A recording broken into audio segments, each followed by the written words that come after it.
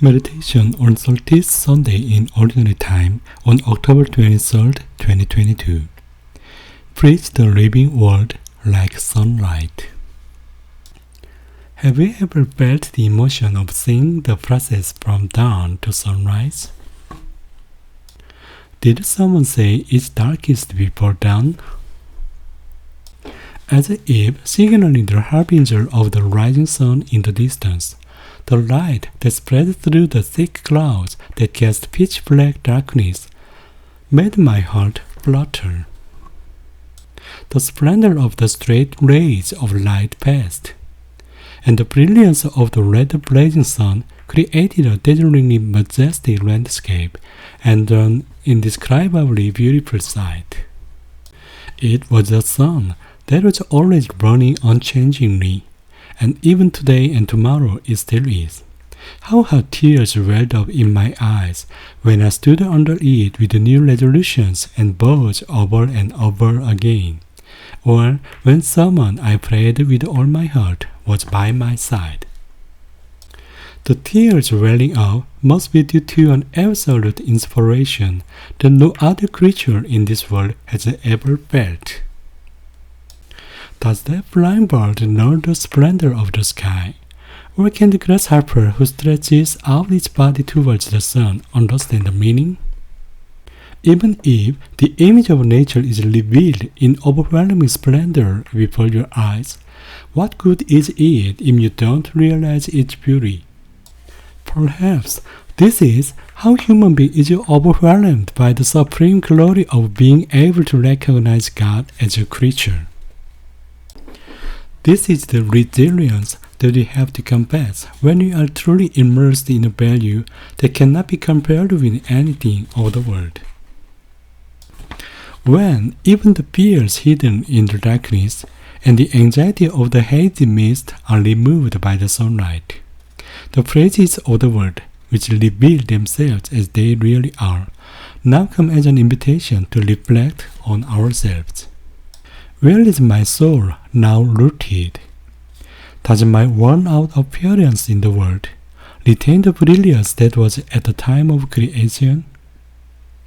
Has my path lost its way? Have I suffered from not finding my way?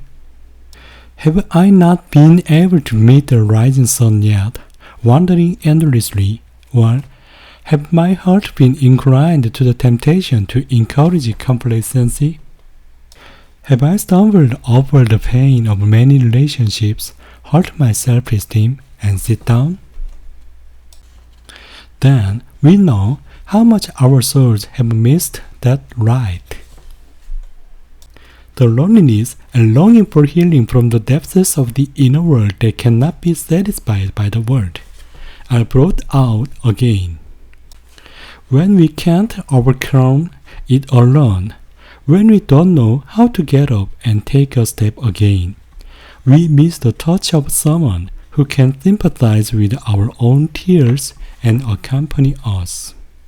Come, let us climb the Lord's mountain to the house of the God of Jacob, that he may instruct us in his ways, and we may walk in his paths. Let's go up the mountain.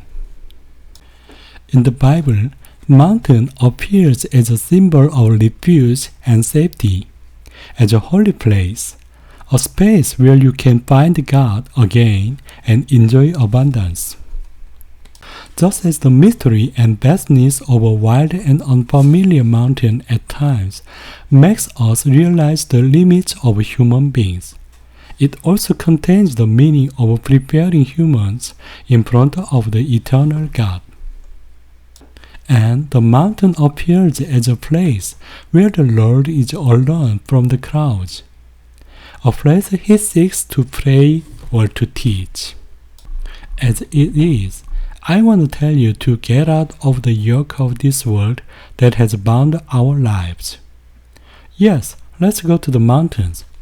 That is a retreat, because you can't see your face on the surface of the shaking water. Let us lift our souls up to the mountain in which the Lord is present, and see ourselves in the stillness, hidden by the mist and clouds. I hope that we will regain the form of creation that God created in His image. Let's hold on to the direction of the confused error and ask for the grace of discernment so that we can move forward on a straight path. Faith comes from what is heard, and what is heard comes through the word of Christ. In the midst of this world, where situational ethics or relative truths are a way of living flexibly and wisdom, sometimes the Lord's words feel alienated. When I deal with the secularized image of a church that hurts the poor by ignoring the earnest petitions or appeals of one insignificant person, or by consistently not responding, it is deeply saddened by the bureaucracy that makes that person humble. I hate the vulgar way of life that is passionate about populism, which means a form of politics that seeks to achieve its goals by ignoring the standards of value judgment and disputes, and conforming to the popularity of the general public, while ignoring the search for in-depth truth. And I feel sorry for the shallow philosophy or belief that encourages such a life to be desirable because it fits the flow of the times. There are times when I am angry at the selfishness of the community who is indifferent to the pain or tears of those who work with them, pursuing achievements or miracles and dreaming of a scale-up. At that time, why did some of the lyrics of Honesty sung by Billy Joel come to mind so painfully to me? But if you look for truthfulness, you might just as well be blind. It always seems to be so hard to give.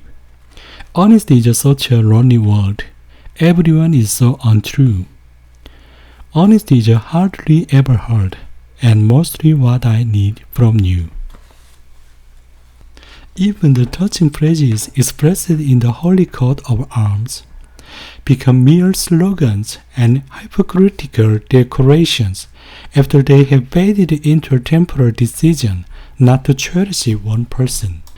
I longed for the word that is the unchanging way, the truth, and the life, rather than a light world whose value changes according to the times. And I longed for people who live the world as their life. When the world scatters our hearts in many directions, the word of the Lord is like a fixed star in the dark sky and like a lighthouse in the thick fog. He teaches the way and proves with love that the way is unmistakable. I missed those words.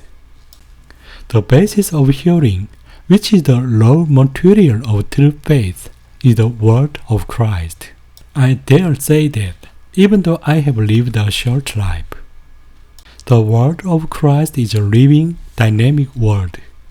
It is not a dead letter written on white paper, but a word that illuminates and shakes our souls here and now anew.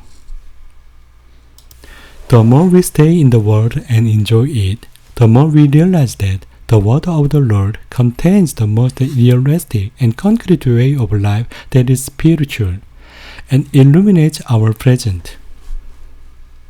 Won't you open your heart to those words? Do you not want to be a person who illuminates the life changed by the word? What if you can't be as big as the sun? Even if you float in the dark night sky and cannot shine on your own, how about the moon that receives the light of the sun and delivers it? Even if you can't be the moon, how wonderful it would be if you could become a little star and shine hope in someone's soul. Even if you don't become a star, how about being a small lamp that will illuminate their person working on the dark road so that they don't trip over the rocks at night?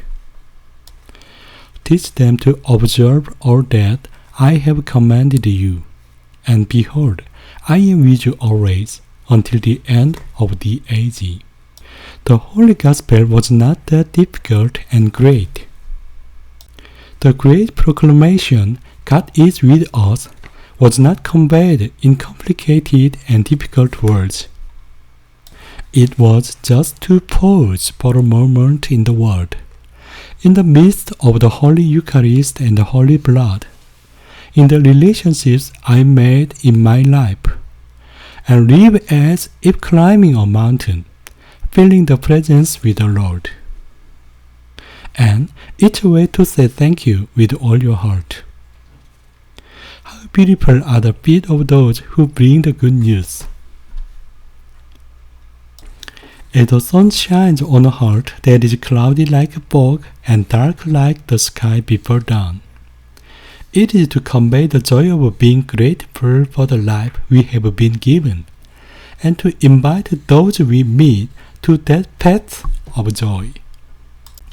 And I hope that the present and future paths of our lives are what we hope to instill in each other's souls a shining beauty.